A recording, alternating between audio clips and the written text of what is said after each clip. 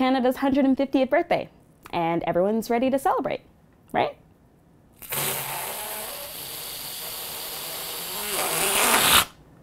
Wrong.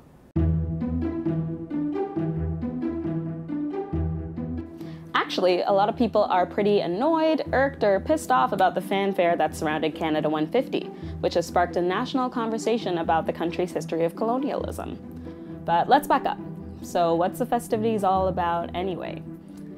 2017 marks 150 years since the Confederation Act was signed, which combined the colonies Canada, Nova Scotia, and New Brunswick into one British colony.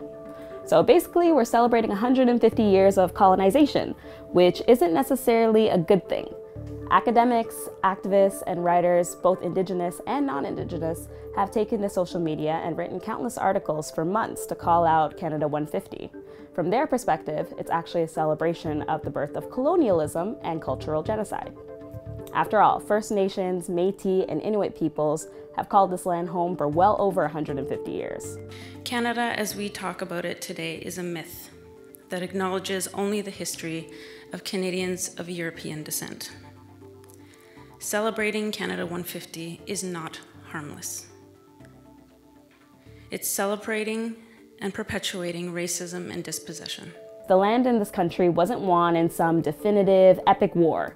In some places, treaties were signed, which were meant to be a mutual agreement between Indigenous nations and Europeans to share the land and the resources and to meet certain obligations to one another.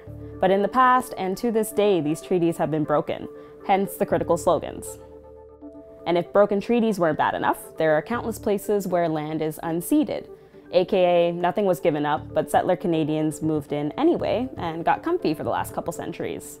Essentially, in order for Canada to have become the Canada it is today, Indigenous peoples have been treated as more of an obstacle to be overcome, and less of people who actually have lived here.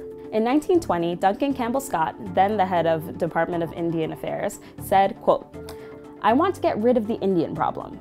Our object is to continue until there is not a single Indian in Canada that has not been absorbed into the body politic, and it is no Indian question, no Indian department." He was pretty much talking about a cultural genocide, and the tactic Scott was referring to was residential schools. Indigenous students were removed from their families and forced to attend these schools, where they were forbidden to speak their languages or practice their culture in hopes of assimilating them. These schools gave way to physical, sexual, emotional abuse. Illness was widespread, and students were dying at such alarming rates early on that in 1920, schools stopped keeping track of the deaths altogether. And the last of these schools didn't close until 1996. And still, after surviving over a century of people trying to get rid of the Indian problem, Indigenous communities today are still affected by the intergenerational trauma of these experiences. To make matters worse, successive governments have still failed to really change course. Reserves lack access to essential services, women and girls are repeatedly failed by the justice system, youth and adults alike are overrepresented in prisons, Indigenous children's health and social welfare programs remain chronically underfunded, and the same goes for education, housing, and other essential infrastructure. That's part of the problem with this discussion. People like to historicize it and either A, say we're really sorry for what happened in the past, or B, why don't you just get over what happened in the past? And the problem with those attitudes is it's ongoing. So it's pretty hard to get over something if it's still happening. But all that lack of funds still hasn't stopped the government from throwing big bucks behind their own birthday party. They've allocated $500 million toward the festivities. No, more zeros. Yeah, there you go. And look, there's a lot of moments in Canada's history to be proud of, and it's not like it's a waste to spend money on culture, but be careful not to erase history in the process.